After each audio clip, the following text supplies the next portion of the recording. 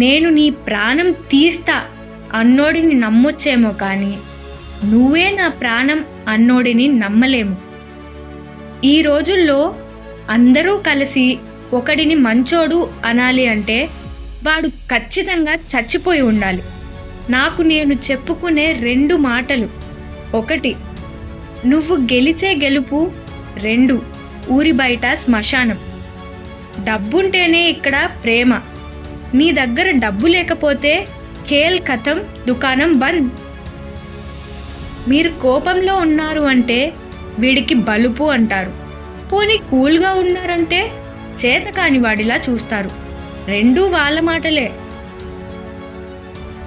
డబ్బు ఉన్నవాళ్ళు అందరూ టాలెంట్ ఉన్నవాడిని ఫ్రీగా వాడుకునేవారే. కాలం ఆపదు, కానీ కారణాలు ఆపుతాయి. అందుకే అంతగా ఏ కారణానికి విలువ ఇవ్వకు. అనుకున్నది జరగకపోతే మనకు రాత్రులు నిద్ర పట్టదే మరి.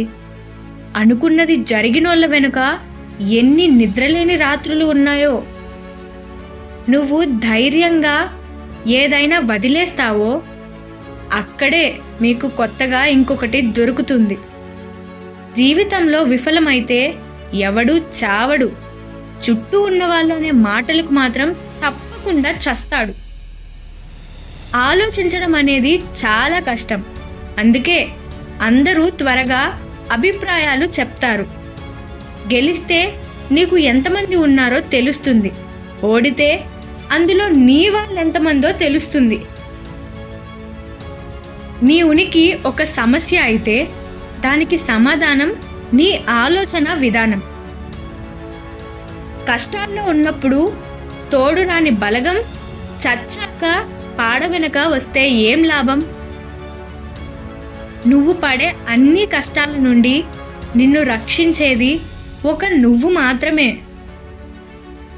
జీవితంలో అందరికీ నచ్చినట్లు ఉండాలి అనుకుంటే మరో జన్మలో డబ్బుగా మాత్రమే పుట్టాలి.